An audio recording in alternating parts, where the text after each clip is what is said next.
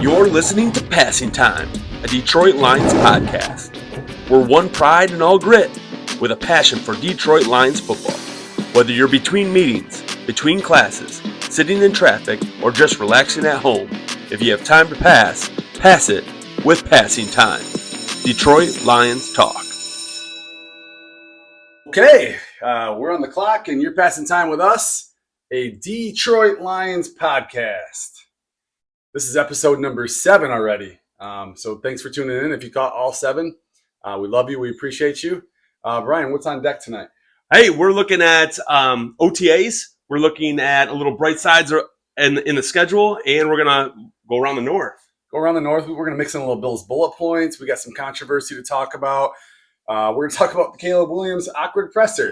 Yeah, stay tuned for that. It's going to be buried in the bottom of the show, but it's worth waiting around. Stick around. Yeah. So, we're getting into a little bit of a slow news cycle, but we're under 100 days. Under 100 days, football is right around the corner.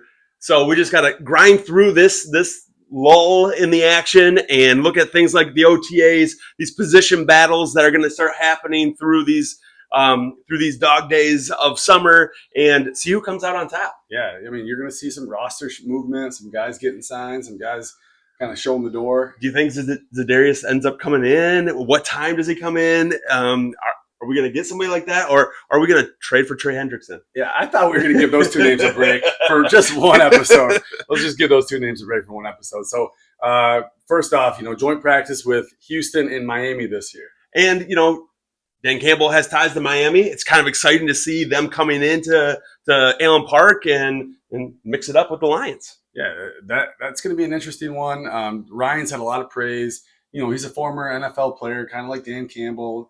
They're going to bro it up on the sidelines a little bit, let those boys work a little bit out in the field. Sure. And I think this is going to be a good test for a lot of our position groups. The Miami Dolphins have speed, and our DB room is going to be tested. So it's cool to see how they will respond.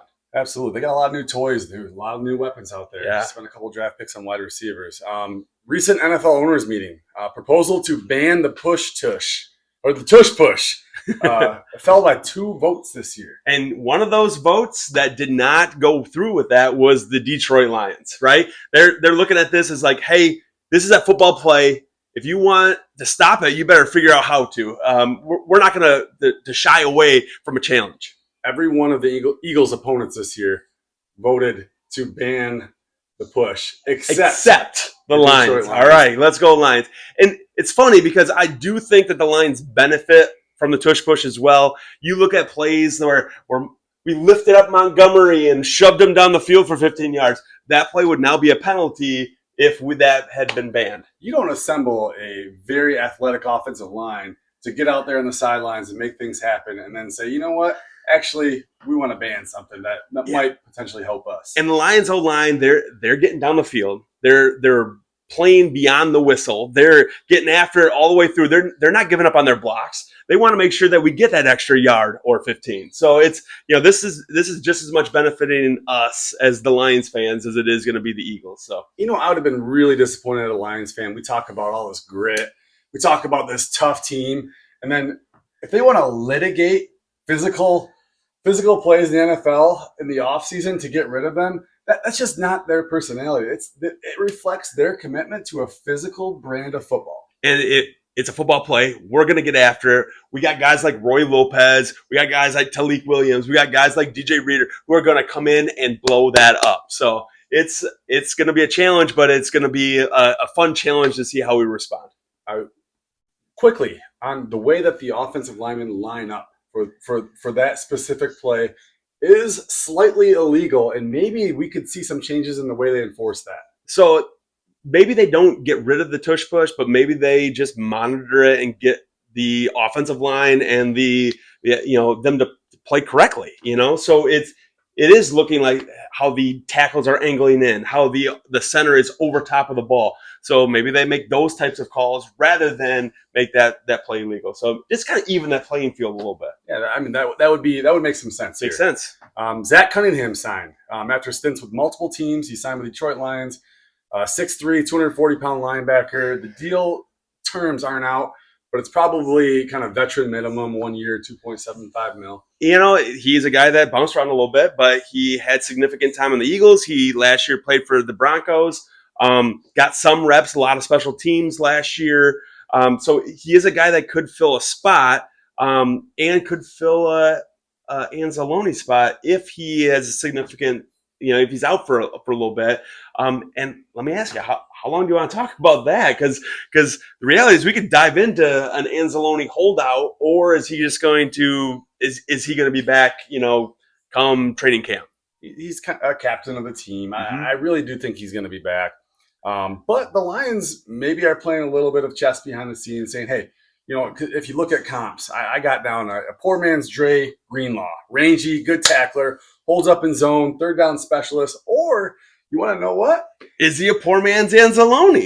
Yeah. So it's interesting to see what the Lions are doing. Are they playing chess instead of checkers? Are they getting out in front of this and like making some moves? We talked about last year or last week under Bill's bullet points. Do we have a plan to replace Anzalone if he stays out longer? And is Zach Cunningham that short-term solution for maybe a longer-term problem?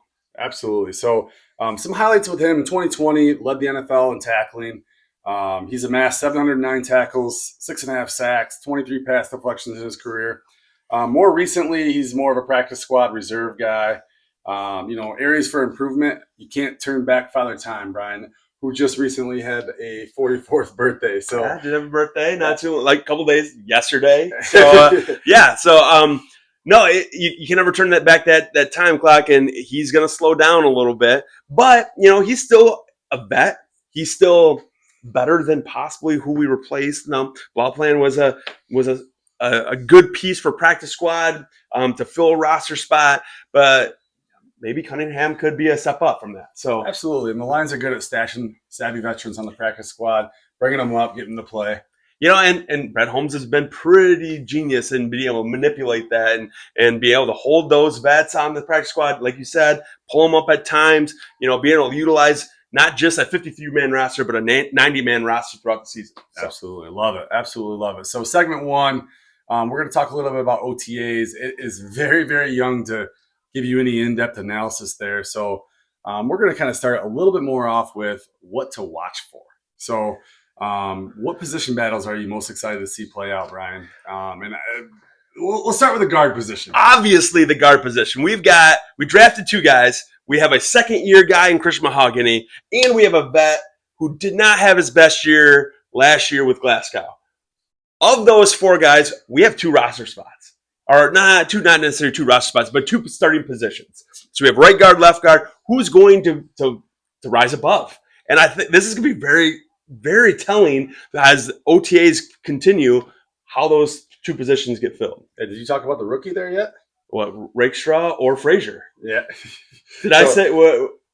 So we one thing. Tate Ratledge is going to insert Rakestraw. his name. Ratledge is going to insert his name there. He's a mean, nasty mullet guy, and he is gonna,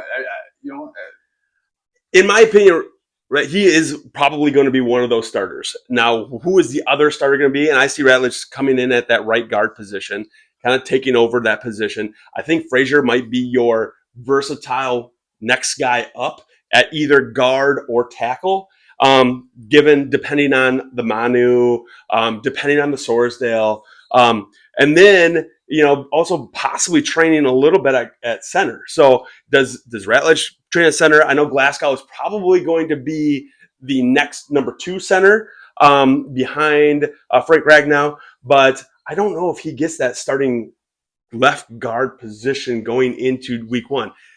Possibly. I think that there's definitely something to say about a guy that's played that position pretty well, maybe not this last year when he was dealing with an injury, but the year before, and seeing what he can do and possibly making a comeback. Played it at a really high level a couple of years ago. Yep. Played solid last year. So getting into the cornerback room a little bit, that is something to follow as well. They got some nice depth there and a lot of pieces. And if you looked at some of the photos of OTAs today, you saw Kyle Allen possibly working with some of the ones, throwing some passes to Jamison Williams, maybe throwing an interception to Rockison, but still getting some reps there. So it asks you, where's Hendon Hooker? Where is that hooker if you need him? Let's talk about the cornerback room a little bit here. This is going to be interesting because what I'm hearing is Ennis Rakestraw is working primarily at the outside corner, where last year he worked primarily at the slot corner, and week 2 was slotted to get the start against Tampa Bay, but because of pregame had a hamstring issue and was pulled. But then you look at from then on, Amik Robertson locked that position down and played outstanding. So is Amik going to be the slotted guy to take on slot corner? And then where does Ennis Rakestraw fit in? You have Terrion Arnold, who we talked about last week, making huge strides and possibly taking over that number 1 CB spot. And then DJ Reed, who we're comparing to be maybe even better than Carlton Davis from last year. So where does a guy like Ennis Rakestraw fit? So some teams like to throw their big 6'3" wide receiver in the slot every once in a while. Some teams like to flex out their tight end to that slot spot. I think Rakestraw is going to be a guy that they're going to train on the outside. He's our number 3 guy. Somebody goes down, he steps up there. But also, when you face a team that likes to put a big guy in the inside, you have a chess piece that you can move alongside with him. And you said it. I think he is a chess piece. He is a piece that possibly could start at maybe 31 other teams, but because he is in the position he is, he's going to be able to develop and grow, and we are able to utilize that chess piece in the slot, in the outside corner, matching up against some of those tall, explosive, less physical wide receivers because he is a physical guy. Absolutely. Then you got linebackers. Really, we touched a little bit on Zach Cunningham, but one guy's notably missing, so you gotta move around that a little bit, and that's just an interesting development to watch over OTAs. You worry because he is. You saw what we lost when we lost Anzalone. Those 6 games where he was out with that broken bone, we took a step back as a defense. It wasn't just when he was gone, though. At that point, the lines were pretty depleted in other places as well. That did make an impact, but we were depleted in other areas as well. But you look at what we had against the Buffalo Bills without Anzalone, and they were killing us in the short intermediate routes, which Anzalone would have locked down. Mm-hmm. And so being able to have a key piece, and we talk about chess pieces, Anzalone is a big chess piece on that board, and not having him, it really did hurt us. Yeah. So, pay the man the money, or try to make him massage that ego a little bit and try to get him on the field. That's the question, right? I mean, he's a captain, he's a leader, he does have value, but we got to pay a ton. And we talked about this week after week after week. We got to pay our guys. Yeah. And we have a lot of guys that we're going to pay. And Brad Holmes has done a pretty amazing job in the draft room. He's done an amazing job bringing guys in that fit our character, our mold, that are gritty, that are nasty, that want to play football, that love the game. Anzalone is one of those guys, but how much is he worth? He's pushing 31. He's going to be at the end. He's probably going to be in the last time he's going to get that big paycheck if it's big. But where is his value? I guess I see his value maybe at $7-8 million, which is similar to what he's making now, maybe a little bit step up, but he is a big piece of our defense. And he's pushing 31. Where's his value? Like, he's this old man. You're pushing 44. Hey, I'm wondering what. But they're not expecting me to cover those tight ends in the slot, right? I just expected you to dominate this podcast. All right? That's all I'm expecting you to do. So hey, I think this next segment's gonna be a little bit fun. So not necessarily name by name or team by team, but finding some interesting bright spots in the upcoming schedule, making some analytical bullet points here to maybe a few things that favor the Detroit Lions. So we talked about it when we broke down our schedule.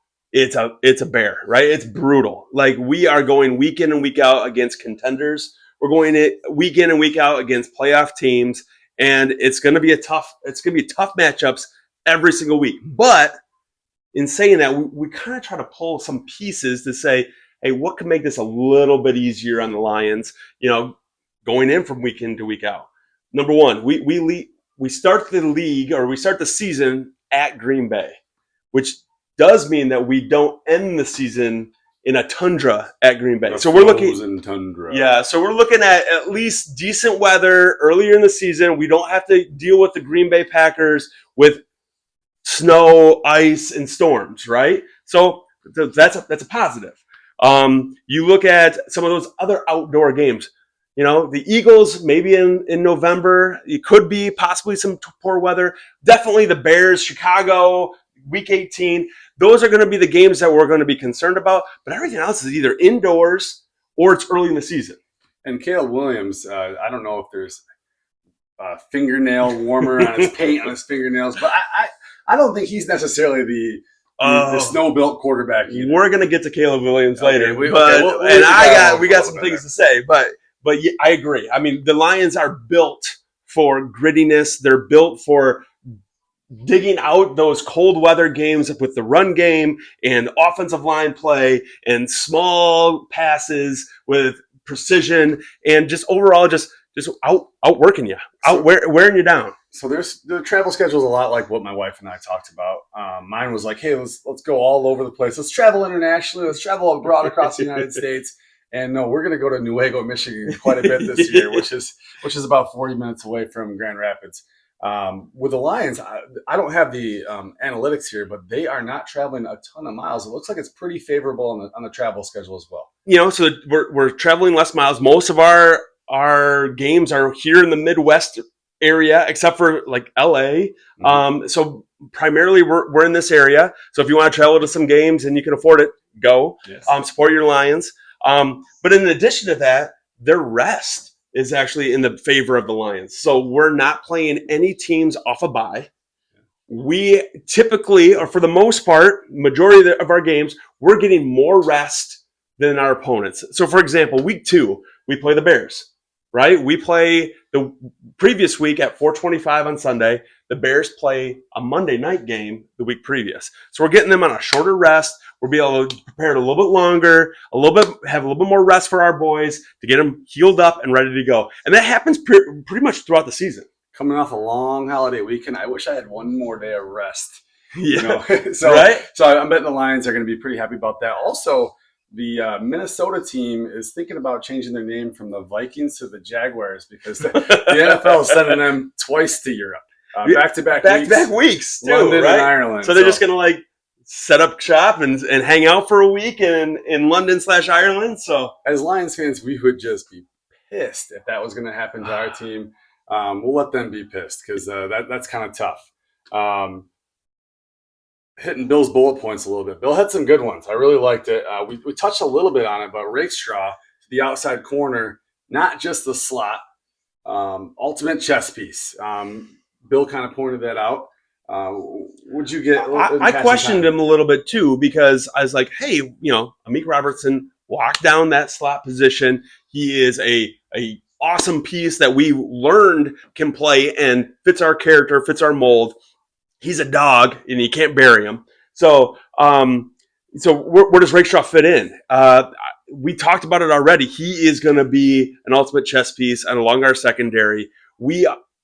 I'm excited. We talked about last week some of our top tier players, and cornerback wasn't really brought up. Our safeties were, our D line was, our offense was, but corners is a great area for improvement. We did a disservice to you guys last pod because that would be something that we should have brought up. That's an area of strength. You got DJ Reed, who is going to be unbelievable. I do feel like he's going to come in here. You've already seen him tie in and lock into Detroit and our culture, our people. And then you have a Terry Arnold, who is going to make great strides. And if we can just get Ennis Rakestraw to be healthy. Yeah. And my hot take last week is Terry Arnold ends the year as the number one corner.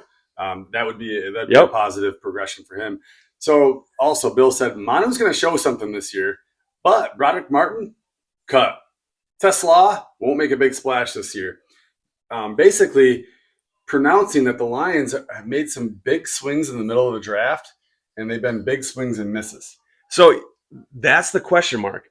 Are we utilizing roster spots for projects? And can we afford to take up those roster spots for projects? If we have another season like 2024 where everybody and their brother gets hurt, then we're going to have a really hard time having 3 guys on our squad that aren't going to play.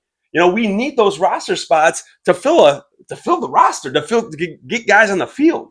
And it's funny because you think 53 men is a lot of guys, but 53 men is not that many when you start to think of special teams, when you start to think offense and defense, when you think of not only starters but their backups, and you start to get these injuries going. 3 positions on the field is huge. Ask a hooker. 53 men is a lot of guys. So also, we didn't quite talk about Manu will show something this year. So potentially taking the goal line when the lines get big away from Skipper. That's your ideal, right? You see him as body wise similar in stature, big, strong guy, but you add to that an athleticism. But that's pretty unparalleled when you look at Skipper and Manu. Manu is an athlete, and if he can just learn the game, if he can soak in Hank Fraley and just emulate what he has been taught, you've already heard it's been night and day different from last season. So he's been training off season with Taylor Decker. I would say it's a great guy to hit your wagon to and to learn from. So. Absolutely. And, we talk about some of the misses in the mid rounds. Those are easy to really encapsulate, but what about a swing for an Amon-Ra? What about having Mahogany be a guy that we're potentially talking about starting here? So we can't discount the fact that some of them have been actual hits. Or even this last draft, you look at Miles Frazier. You got him in the 5th round. Is he going to be somebody that actually contributes more? So you do have those times where in the 3rd round, it just seems like that 3rd round is where Brad Holmes wants to reach a little bit. He wants to give up some draft capital. He wants to find his projects, but then later in the draft, he finds some gems. So Tesla not making a big splash. What about 25 catches? Maybe a touchdown or two. Is that? I think we talked a little bit about this after the draft, where we start to see Tesla maybe start the season as a developmental stage, but halfway through the season starts to really take away contributions from Tim Patrick, starts to take over for Tim Patrick. And if that's the way that it happens throughout the season, he is definitely a win. And then we're talking next off season, the Isaac Tesla show. Right? He's a big, strong guy, catches the ball with his hands. He's fast. He's got to learn, right? I mean, he's been limited in how long he's played that position. Yes. So let's kick it around the North a little bit. There's a lot of news around the North. Some of it's a little bit redundant. When I say a lot of news, there's not really a lot of news anywhere. But around the North, Jordan Love's really enthusiastic. He's got a man crush on Matthew Golden, his new toy, fresh off a 1st round draft pick. Just to express excitement. He's got a guy that's a 4-2 guy. I mean, how can you not express excitement about having a bunch of mediocre wide receivers and then bringing somebody in that's a little bit more elite? Yeah. Is he going to be that guy to take over at the wide receiver position? We'll see. I mean, to be determined. I, as a Lions fan, believe that he is going to be another mediocre wide receiver. Yeah, and I don't even like saying a little bit more elite. I don't like throwing the elite word out with anything there. So elite, maybe elite speed. Yeah, but maybe not an elite wide receiver. Absolutely. Okay. So we've been hitting on this a lot, But the news out of Minnesota is hey, they had 5 draft picks, dabble around free agency a little bit. So it's been just, I don't know if it's like the JJ McCarthy pump up show to give him confidence, to get him excited for the year, but it's a lot of JJ talk. That's all you hear from Minnesota. It's nothing about anybody else. I mean, they've already have a pretty established roster. They already went 14-3 last year. Can they take a next step with JJ? And I think that's their hope. I think that they think that they can plug in really any quarterback. And if that quarterback can be above average, they're going to be successful. And, they've been basically emphasizing that he's been developing chemistry with another JJ. Who happens to be the best wide receiver in the league, or 1A, 1B type guy. And they've been working a lot, strong connection, working in the offseason and OTAs. So do you think that the Vikings are going to try to overtake, or are they going to be able to overtake the standing NFC champs? No, absolutely not. I think the Vikings, it would be very, very difficult. 1, the Lions had their number last year. 2, to bring a first-year quarterback out there, it's going to be a tough spot for them. I think the Lions, when you stack up the rosters from last year to this year, the Lions progressed, and the Vikings, they're still to be determined. Sure, and maybe they took a half a step back in hopes that they take 2 steps forward. Yeah, right. So absolutely. So, Chicago Bears. We can go a lot of ways with this, but did you guys watch that Caleb Williams presser? Brian, if you can link it, do something in the chat here. But it's a bit cringy. Would you agree? I mean, I don't know what a better word to describe. Awkward. Just like I don't know how to express myself, but what do I do with my hands? The next generation's in tough shape, guys. I don't know, but the dude didn't want to be in Chi-Town. Like it was obvious. It was obvious that to start his NFL career, he was looking for options not to go to the team that drafted him. Yeah, praised his visit to the Minnesota Vikings, an interdivision rival. So let me ask you. So you're a part of that team. Are you hitching your wagon to a Caleb Williams? Are you living and dying for that quarterback? Are you following him through thick and thin? It feels like Caleb Williams is going to live out his contract in Chicago, basically giving Chicago a favor. I'm your favor. You drafted me 1 overall. I'm going to do you guys a favor.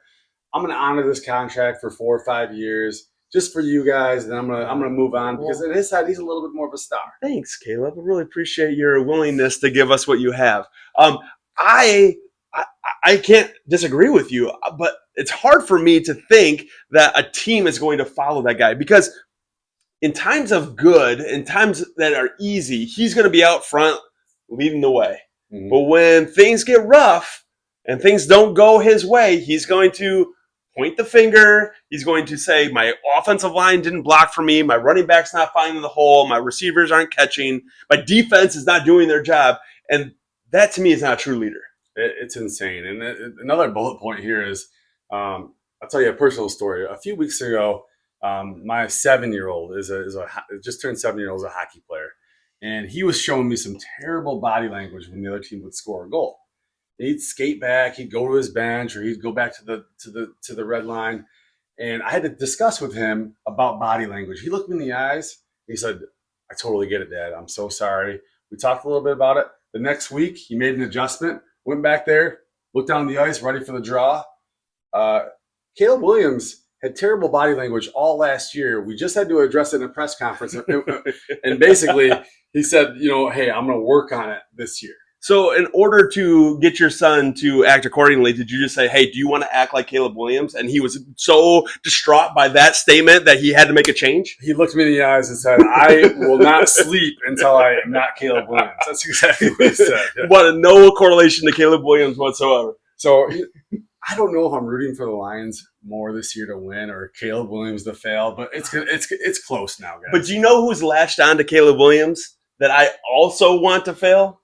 I'm sorry, Benedict Johnson is going down with that ship. And he, to me, is burning bridges each and every week. He is making himself look, he's looking like a little, it's been rough. He's been his statements on the tush push and it not being a explosive play, to me is like, what are you doing, man? Yeah, it almost is like he's trying to develop an alter ego to Dan Campbell. And you cannot be Dan Campbell. And he knows he can't be Dan Campbell. He doesn't look like Dan Campbell. He doesn't sound like Dan Campbell. He doesn't act like Dan Campbell. So he's trying to just go this whole other direction and have this identity that he is kind of forcing to happen. Which is crazy to think that the Chicago fans are eating up right now. They think that he is a genius before even having the ability to show it. So it's just, I'm interested to see, do I think he's going to be successful? I don't. I think he's going to be back on the street in 2 years, maybe sooner, and he's going to have already burned the bridges along the way. Chicago fans are slightly delusional. My father-in-law's a Chicago fan. For Christmas, it's easy to buy for because they run a quarterback rotation. That's pretty fun. So I got him we'll go back to Jay Cutler. For Christmas, all he wanted was a Jay Cutler jersey before he becomes a Hall of Famer. I probably bought a cheap one from China, put it in a box, and gave it to him. He's just the happiest guy in the world. And then just a couple years later, I get him a Mitchell Trubisky jersey because he's the next Hall of Famer, right? And so, I get a couple more years down the road, and I get a Justin Fields Hall of Fame jersey for him. Last year, it's just a gift that just keeps on giving, Absolutely. isn't it? Just keep that rotation going. Yeah, so I'm already looking at the college ranks right now, thinking like, okay, who's the next? Is it Bryce Underwood that's going to be the next guy that's going to Be their don? savior. So Yeah. absolutely. So we'll see kind of what's going on there. Also, we should recognize who's been tuning in with us, who's been viewing us. We really appreciate you. Yeah, we want to say thank you.